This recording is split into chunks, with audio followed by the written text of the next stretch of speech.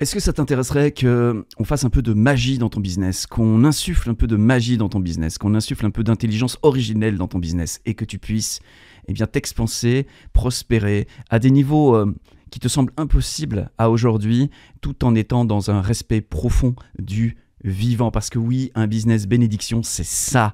C'est un business qui croît, qui prospère, mais qui ne le fait pas n'importe comment. C'est un business qui apprend à être une bénédiction et pas une toxicité dans un écosystème humain, dans un écosystème terrestre et dans un écosystème au-delà. Dans ce podcast, c'est cela que nous allons évoquer, c'est cela que nous allons creuser. Et puis, bienvenue à toi dans le podcast Trop Béni, le podcast qui apporte à tous les entrepreneurs et dirigeants d'entreprise chance, succès, prospérité et retour de l'être aimé. Ou pas, voilà. Mais par contre, une chose est sûre, on va faire de la magie dans ce podcast. Alors, bienvenue à toi. Je t'invite à prendre un peu de temps et à surtout bien ouvrir tes oreilles et à surtout bien écouter ton cœur, parce que le podcast Trop Béni, c'est pas de l'information. Le podcast Trop Béni, c'est du lien, c'est du dialogue, c'est du partage. Et un partage, ce n'est pas seulement de l'information froide, c'est aussi de l'énergie, c'est aussi de la vibration, c'est aussi de l'amour, merde, disons les gros mots. Et tout ça, c'est véritablement cela que je veux insuffler dans ce podcast. C'est avec les personnes qui sont sensibles à ça que je veux parler, que je veux construire demain, que j'ai envie de bâtir ma vie. Et aujourd'hui, je veux te partager un processus très simple qui va te permettre de véritablement inviter l'intelligence originelle à l'intérieur de ton business pour que tes décisions, tes choix, pour que tout ce que tu vas déployer à travers ton entité, ton organisation, ton entreprise puisse prendre toute cette pulsation vivante et puisse s'expanser, prospérer, mais pas n'importe comment. Alors, le mode d'emploi, j'en ai parlé dans un podcast précédent, c'est ce que j'ai nommé le protocole CALL. Et il y a un podcast qui explique vraiment en long, en large le mode d'emploi, donc je t'invite à peut-être l'écouter ou le réécouter si tu le souhaites, si tu veux vraiment entrer dans le détail du détail. Ce que je voudrais te partager ici, c'est une chose très très simple. Nous pouvons faire partie de deux catégories de personnes selon moi, des personnes qui se ressentent être des petites créatures soumis à des forces qui les dépassent et face auxquelles elles ne peuvent que mettre un genou en terre et se soumettre. C'est évidemment probablement pas ton cas si tu écoutes ce podcast, parce que en général les entrepreneurs et les dirigeants d'entreprise n'aiment pas trop mettre le genou en terre et vont plutôt basculer de l'autre côté à essayer de trouver les moyens de devenir des dieux, c'est-à-dire à acquérir du pouvoir, de l'influence, des leviers qui permettent d'obtenir ce qu'ils veulent. Et il y a quelque chose de l'autre côté de ce spectre qui a un coût caché, c'est-à-dire qu'à chaque fois qu'on exerce son pouvoir, son influence sur le monde, non pas à partir d'une attitude qui soit une bénédiction, mais à partir d'une attitude de peur, de volonté de contrôle, même si c'est peur parce que mes enfants risquent de ne pas avoir à manger et que du coup je vais faire la guerre dehors pour apporter de la nourriture à mes enfants, c'est quand même depuis un espace de peur, et il y a une toxicité à cela en fait. Et la toxicité de cela, c'est qu'il y a quelqu'un d'autre qui souffre. Je vais le dire différemment. À chaque fois que nous faisons quelque chose et que nous n'avons pas invité la terre entière, quelqu'un va devoir payer l'addition de notre décision. À chaque fois qu'à l'intérieur de ce que nous faisons, il n'y a pas le vivant, il n'y a pas la vie, il n'y a pas un élan unifié, il n'y a pas l'amour, il n'y a pas la paix, il y a autre chose qui est semé et autre chose qui va grandir. Et quelqu'un, quelque part, aura à payer le fruit de notre action.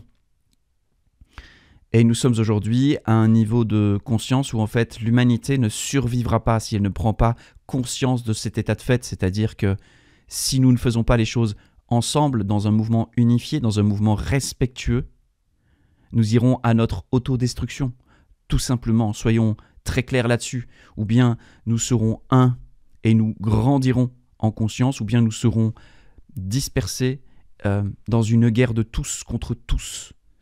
Et nous nous autodétruirons, nous nous effondrerons dans notre corps social, parce que nous ne serons pas en capacité d'être ensemble et d'avancer ensemble. Eh bien, nous serons tous isolés dans un effondrement de ce corps social. Alors, je sais que la vision est un petit peu nihiliste et peut-être un peu aussi... voilà quoi, mais... Désolé, mais j'ai fermé ma gueule pendant très très longtemps. Et j'ai décidé de l'ouvrir maintenant en long, en large et en travers parce qu'on n'a plus rien à perdre et parce que moi j'ai plus rien à perdre parce que le bateau coule et on coule tous avec. Donc maintenant il n'y a plus qu'une chose à faire, c'est ou bien on arrive à se réveiller et à comprendre et à travailler différemment ensemble, ou bien simplement on meurt tous ensemble et puis c'est comme ça et c'est peut-être très bien, j'en sais rien. L'idée c'est qu'évidemment ici, ce que j'ai envie de partager, c'est comment est-ce qu'on fait autrement, comment est-ce qu'on fait pour ne pas être toxique, comment est-ce qu'on fait pour être une véritable bénédiction dans ce que l'on décide, dans ce que l'on choisit, dans ce que l'on pose dans le monde. Et c'est une vraie putain de question parce que est-ce que j'ai vraiment envie de continuer à travailler tout en sachant que quelque part, même si je ne le sais pas, je suis peut-être la malédiction de quelqu'un d'autre?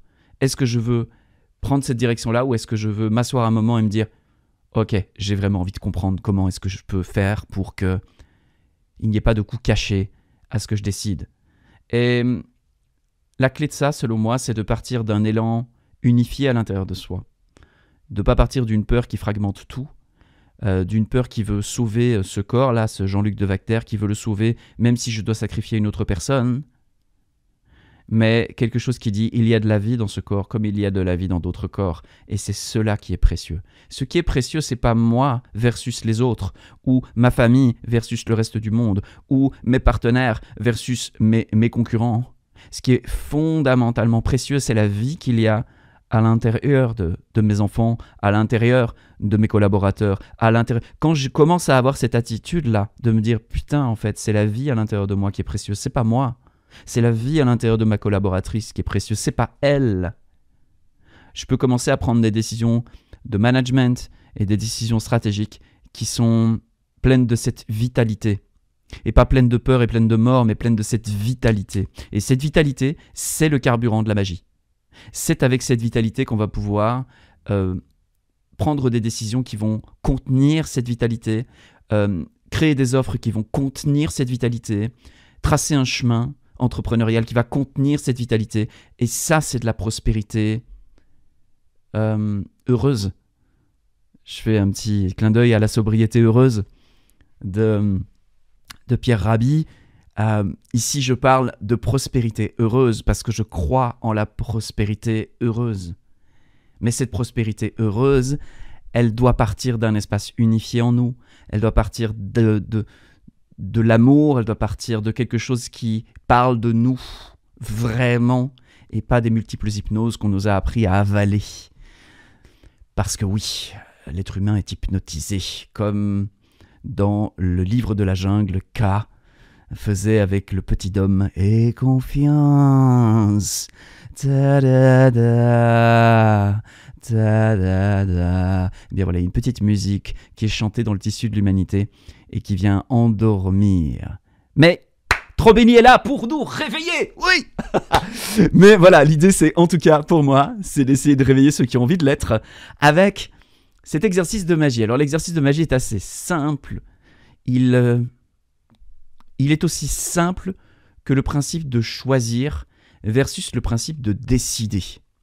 Décider vient du latin decidere, qui ramène à la notion de trancher. Je tranche entre deux choses et j'en choisis une et je laisse l'autre. Voilà ce qu'on fait quand on décide. Bien souvent d'ailleurs, quand on est petit, qu'on ne sait pas comment décider, nos parents nous expliquent « écoute, fais une colonne des pour et fais une colonne des contre et puis tu prendras ta décision. » Ce qui est un excellent exercice en tant que tel, bien sûr. Mais il y a quelque chose de bien plus grand à faire quand nous sommes dans une situation qui nous questionne. Et ça, c'est ce que je vais vous expliquer d'ici quelques instants. Décider, c'est séparer. Je fais ma colonne des pour et des contre, je regarde un petit peu, il y a plus de pour là, il y a plus de mains. Ok, je prends ça. Et donc je laisse ça. Je vais prendre un exemple. J'ai un peu grivois, mais imaginons que j'ai 2 hommes ou 2 femmes qui s'intéressent à moi. Et j'ai 2 options. Et il y en a... Je vais me mettre à la place d'une femme, parce que ça va être étrange pour moi, et puis ça va être étrange pour ceux qui écoutent aussi, puis ce sera peut-être marrant. Je me mets à la place d'une femme, et j'ai 2 mecs qui me courent derrière, et il y en a un, ouais, il est beau, quoi. Il est beau quand je le vois et tout, j'ai mon cœur qui palpite. Par contre, putain, il est fauché, et puis sa vie, c'est un vrai bordel, quoi. Et il joue de la guitare, et j'adore ça. Par contre, son appart, je m'y sens pas bien, tellement c'est le bordel. Et puis de l'autre côté, j'en ai un autre. Puis, putain, lui, tout est carré dans sa vie. Il réussit bien. Il a un bon job. Je me sens en sécurité avec lui. En fait, quand il me parle et tout, je sens que ça me rassure, ça me stabilise. Par contre, bon, il est pas ultra sexy, quoi. Et bon, je me sens bien avec lui, mais j'ai pas trop envie de lui. Alors j'ai pris évidemment 2 clichés complets. L'idée ici, c'est pas de faire de la psychologie. L'idée, c'est juste de se dire, ok, qu'est-ce qu'elle va faire? Est-ce qu'elle va décider? Est-ce qu'elle va faire les pour et les contre? Et puis à un moment donné, elle va prendre un homme et elle va jeter l'autre. Et donc elle va prendre une expérience et rejeter l'autre. Ou est-ce qu'elle va poser un acte magique qui est l'acte de choisir, qui va lui demander juste de se dire, hey, j'ai là devant moi 2 polarités.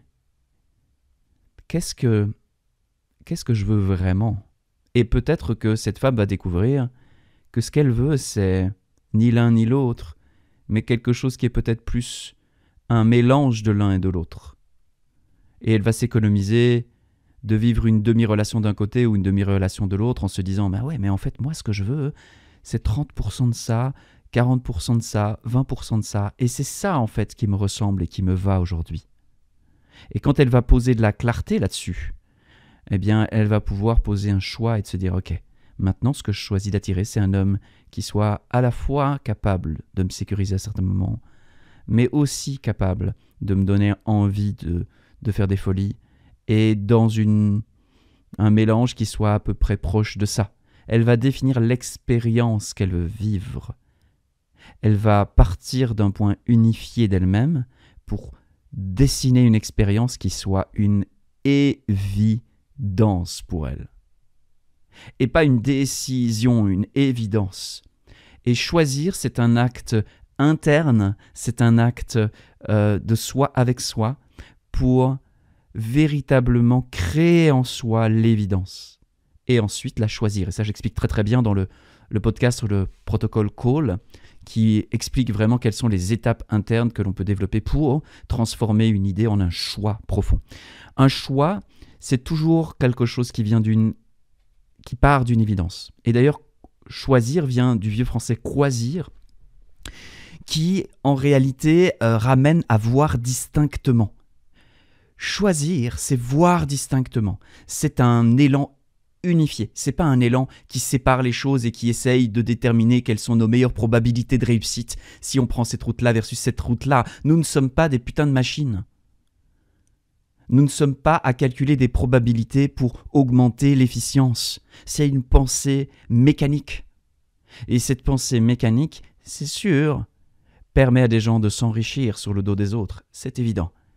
Parce que quand on a compris le principe de levier, et que grâce à des leviers, on peut obtenir beaucoup plus en fournissant beaucoup moins, et que notre levier, c'est l'humain, eh bien nous sommes en train de nous servir de nos frères et sœurs humaines pour développer du profit. Et là, il y a un truc à questionner au niveau de notre société et au niveau de notre monde. Choisir, c'est un acte magique. C'est comme ça qu'au lieu de marcher un chemin où on est divisé en deux, où on a pris un côté, je suis de droite, donc je ne suis pas de gauche, donc toute personne de gauche, je vais soit la sortir de mon univers, ne pas la fréquenter, ne pas m'y intéresser, la sacrifier intérieurement, juste me dire elle ne m'intéresse pas, soit si je suis en face d'elle, je vais commencer à être agressif avec elle, parce que nous n'avons pas les mêmes valeurs. Et ça marche dans l'autre sens aussi.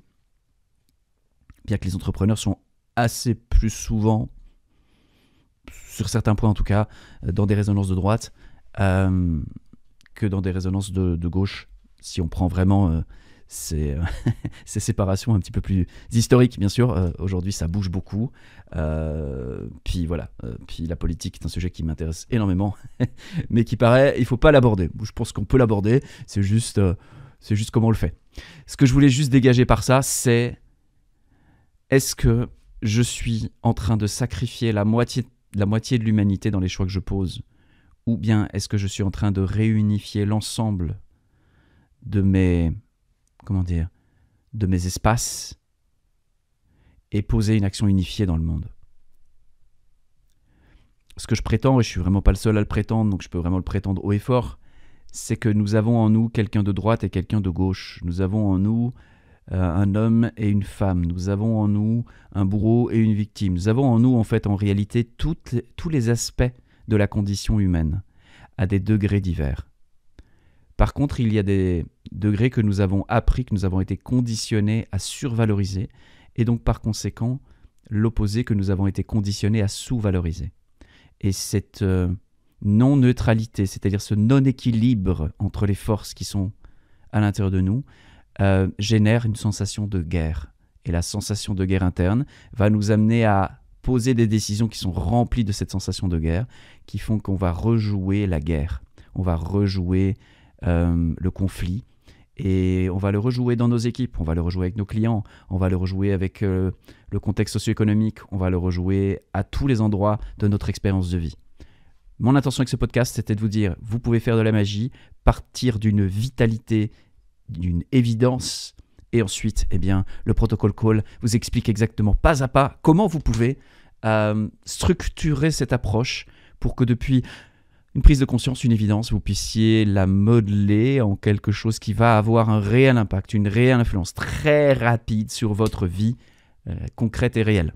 Pour ma part, ce processus-là m'a permis de faire apparaître et de continuer à faire apparaître l'assistante idéale, m'a permis de solutionner énormément de difficultés que je pouvais avoir dans mes relations, notamment mes relations de couple ou de famille, avec un processus dans lequel je n'avais pas besoin d'apprendre comment manipuler l'autre, ni même communiquer de manière non violente avec l'autre, parce qu'en fait, en réalité, je n'ai pas à apprendre comment communiquer de manière non violente avec l'autre, ou tout du moins, je pense que c'est quand on a fait la paix en soi, on n'a plus besoin de la communication non violente, et quand on n'a pas fait la paix en soi, la communication non violente viendra juste nous montrer son inefficacité dans les espaces où on n'a pas fait la paix en nous.